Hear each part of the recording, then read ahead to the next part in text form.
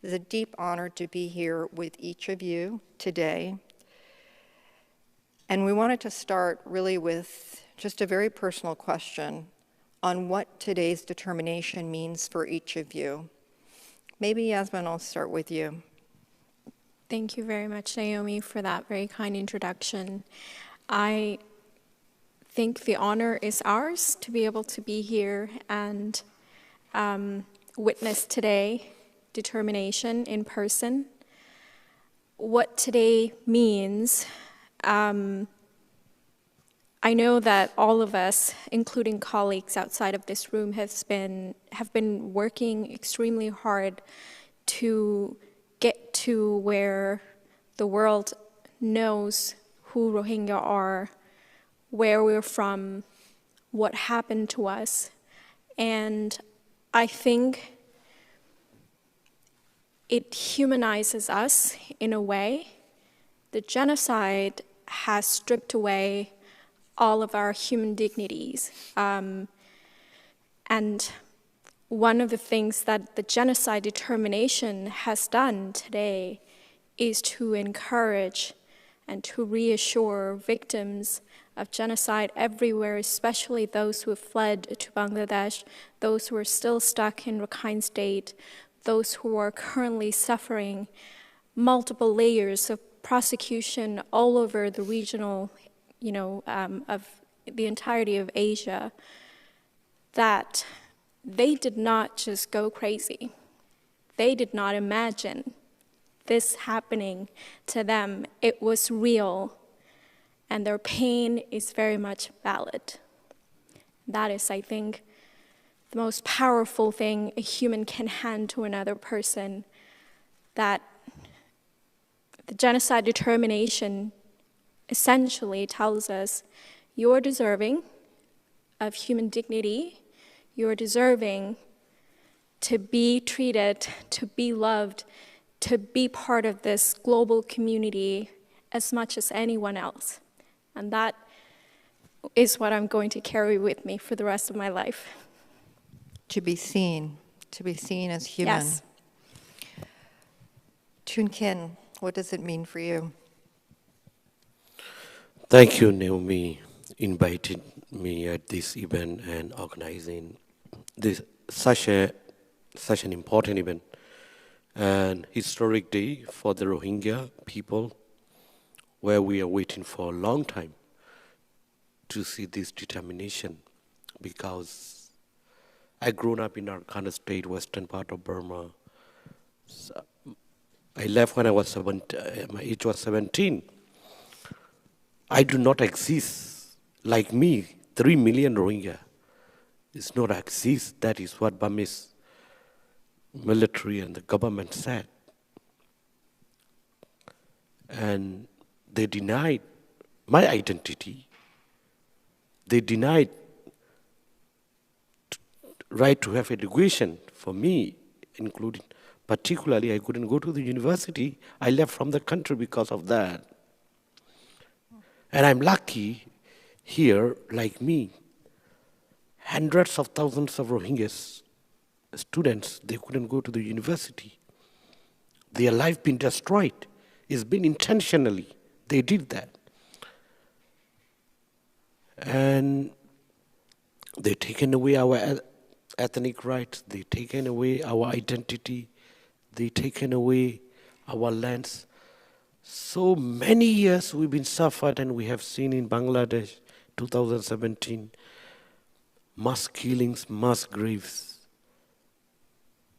Finally, we've been advocating for a long time, US and other governments, call it what I suffered, call it what I have faced, call it what it should be called. Finally, today, US government decided it's genocide. This such a great day for the Rohingya, and my brothers and sisters, I miss in them from the camps. They remind me when I visited there. US government is playing a key role in international arena. Please pass our message to call it what we suffered is genocide. Just call it what we faced, what we have faced.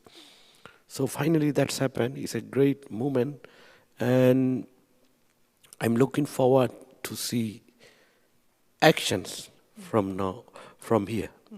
Thank you. Thank you, Toon Kin. Just for also underscoring, genocide is the intentional intent to destroy a people on the basis of their identity, a process that is taken, calculated, and as you said today, recognizes that that is what the Burmese military was doing. Wei Wei, what does it mean for you today? Thank you very much, Naomi, for all your work and the U.S. Holocaust Memorial Museum's Center for the Prevention of Genocide's work. Without your work, this day wouldn't have been possible. We all deeply thank you all, as well as all other organizations and individuals work along with us, help us to get to where we are today as a first step to really bring justice for our people. And it's always an honor to hear from you, Louise. We are very privileged to have you here today. For these determinations means a lot for our community, for Rohingya, and for our common future. Feeling and seeing the world superpower country finally recognize our suffering and our struggle means so much. As my colleagues have said, we've been waiting for this for a long time. Being ignored of our pains and suffering left us with hopelessness and trauma as a community, because as you mentioned, when genocide, in the genocidal process, they target you for who you are, and they basically try to destroy your existence itself. For our community, it's like that we were not only targeted for physical and mental abuses, but also our existence itself was denied. Therefore, our suffering was denied in Myanmar. And at the same time, we felt like the world, the international community has minimized and ignored our suffering. So today, these determinations brings us hope, and I hope that it's open further doors for us to really restore our human dignity and our rights and bring justice and accountability for our people.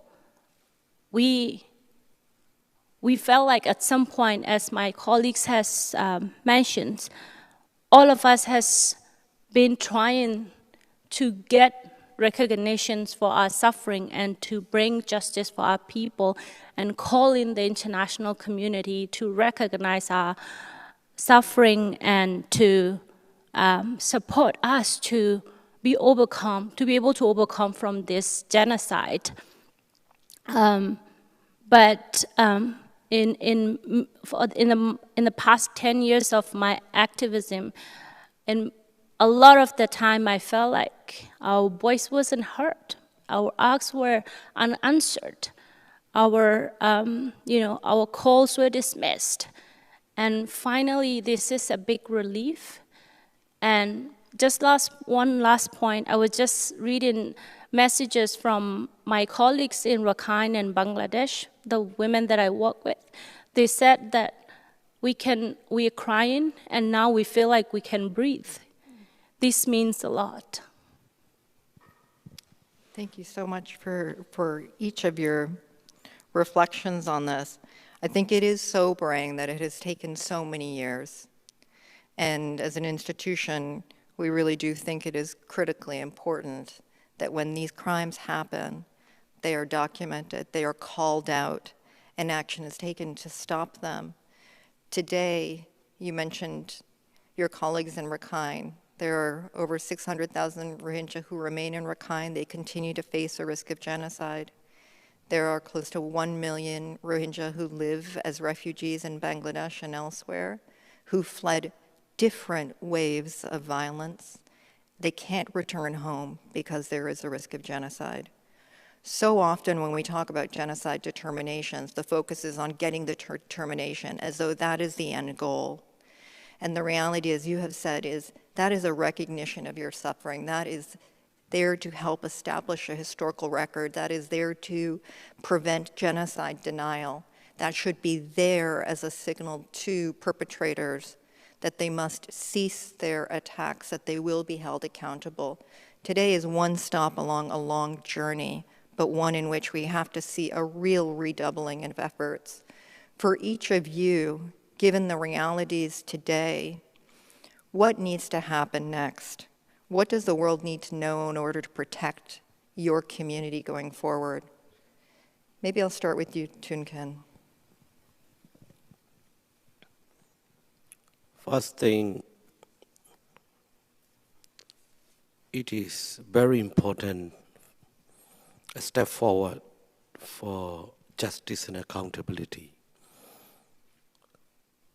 When we've been suffering so long, like especially international community well known what's happened 2017, mass killings and mass graves, we have seen that justice is one of the important things. First, to move forward for the justice, US governments and other international bodies should have to move forward to support. We have Gambia cases, Gambia filed it, and US should join that ICJ case. And we have a case in Argentina also, more universal jurisdiction case. We have to use all avenues. What is same thing? UN fact-finding mission, when they found it 2018, they mentioned all the avenues we have to use for the justice and accountability to bring these military criminals to be held, what they have done. And also ICC referral through UN Security Council, that is also important step now, because 600,000 Rohingyas, we're talking about past, what happened to the Rohingya genocide, but 600,000 Rohingya, until today, they are ongoing genocide. Their lives are at risk. And currently, military coup leader, he is the person who is architect of genocide. Anytime, military can attack these 600,000 Rohingyas. So we need protection. We need justice and accountability. And we need rebuilding the survivors, where 1 million population in camp, 40% are children there. So these are all important things we have to focus on, and international community should focus same time justice and accountability, protection and rebuilding these genocide survivors, especially young Rohingya children are without education in camp. 4 years now. What will be our future? We cannot let what military intentionally destroy in our community. We cannot let move forward destruction of this community. We have to stop. We have to move forward to rebuild this community by any means we can. Protect, rebuild, advance justice. And you said in particular that you'd like to see the U.S. become party to the International Court of Justice case that the Gambia has brought against Burma. And that is a case that is looking into whether or not genocide was committed. We did hear today the Secretary of State commit considerable additional funding to the exactly to the UN investigative mechanism, which is incredibly important. And we know the pursuit of justice is going to be a long pursuit. It will take decades, but I'm heartened, even today, even now, 80 years after the Holocaust, we still do see some Nazi perpetrators being held responsible. And you're all testament to the fact that the community will not give up until justice occurs. Wei, for you, what needs to be done now? I mean, first of all, we have to remember that the genocide is ongoing in Myanmar. And many other international crimes are being committed against the other ethnic communities while genocide is ongoing against the Rohingya. 600,000 Rohingyas in Rakhine states are effectively living under prison-like condition. And about 130,000 Rohingyas are living in internment camps, in the internally displaced camps they call, but it's essentially an internment camps. And after the coup, after the coup last year, military has actually intensified all the genocidal policies against the Rohingya in Rakhine state, including abusive, dehumanizing family check-in processes, issuing this genocidal identity card, and penalizing Rohingya for traveling, and many other forms of abuses. Since the coup, military has actually detained over 900 Rohingya for escaping persecutions from Rakhine state, just attempting to leave Rakhine state, or a number of Rohingya returning back from Bangladesh. It shows that the intent that the secretary was saying this earlier this morning in his speak, the U.S. secretary was. We are still seeing the patterns. We increasingly actually seeing the patterns and similar tactics that they have already used, and it has exacerbated. And looking at this one element of penalizing, arresting, and sentencing Rohingya who are going out and coming in shows everything. And the genocide is ongoing, and we cannot forget that. For us to stop that, we need to punish the military. We need to stop the military. We need to impose all the sanctions and actions against them. I'm so glad to hear that the Secretary General promises to further strengthen the accountability and justice processes. I hope that he will keep his promises and actually take leaderships internationally, and at the UN, United Nations Security Council, adopt a resolution that include financial penalties against the militaries, as well as have an global arms embargo and a referral of the situations of Myanmar to the International Criminal Court. Without punishing the perpetrators of the genocide, we cannot actually protect the people on the ground. Right now, that is the most essential. And otherwise, I think it is crucial to provide support to the victim communities. I'm glad that there are a lot of funding allocated for the organizations, including the international independent mechanisms on Myanmar and on other purposes. But also, it is important that the community is directly supported and community is empowered so that they can stand on themselves and they can protect themselves. And they can free from being extremely dependent on the INGOs and or other development organizations, humanitarian organizations. And I think while we talk about 600,000 remaining Rohingya in Rakhine, we also need to think about Rohingya community as a group for us to be able to free from the genocide.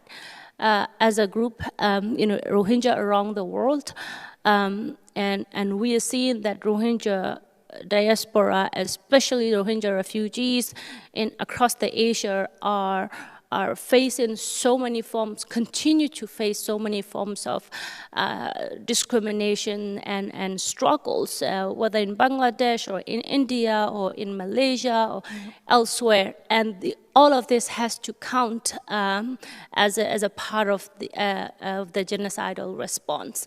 And unless we're able to address and see the issue in a holistic manner, and the community is being supported, and the community voice is heard and count, and respond, have a policy respond with the community voice, we might not be able to really strengthen, we might not be able to end the genocide. So I think these are some of the key points that I think need to be done. Punishing the military as well as supporting the community and listening to the communities and looking at the issue in a broader sense, the suffering of the community as a whole, across the world, as well as the entirety of the crimes, not just the incident that happened in 2016 and 17. That is only one episode of our suffering. Mm-hmm. We have to count all the entire generational trauma and persecutions of our people. Thank you, Wei Wei. I want to just kind of reinforce a couple of the points that you just made. Today's determination should spur international action. The UN Security Council has abdicated its responsibility on this particular issue. And hopefully with this announcement today, it will bring renewed attention to the fact that the Security Council needs to be seized of this issue and has an array of options available to it. Similarly, spur Congress to act. The Burma Act, for example, is something that needs to be passed. Yasmin, Wei Wei was talking quite a lot about the importance of supporting the community and ensuring the community's voice is heard. I know that's something that you feel very strongly about. If I could ask for your thoughts. Thank you. I believe that accountability, apart from litigation, apart from international law, apart from mechanism of justice that exist, there needs to be more accountability that is framed in a sense that is practical to the community. And one thing that has come up over and over again in this conversation and many others is the stolen identity, is the fact that our community has been forced to implode within itself, that our community has now become so destructive within itself, and there are ties that are severed, there are literature that are lost, culture that are being, completely forgotten.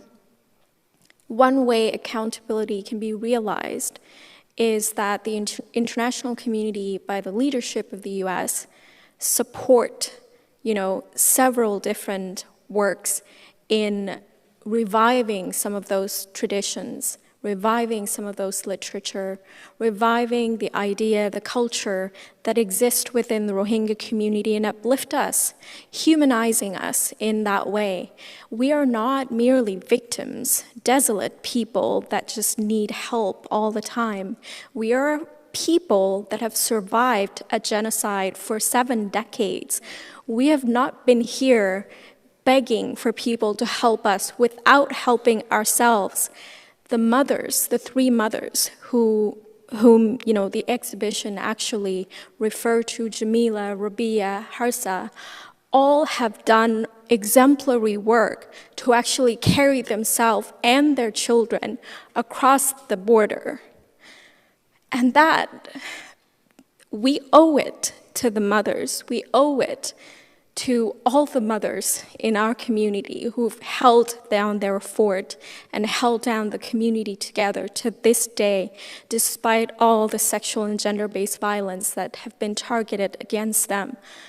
This is what uplifting means, is to support the people, listening to them, having them in every single room that matters, having them in every single table that talks about their lives, making decisions while actually actively listening to them and taking that into account.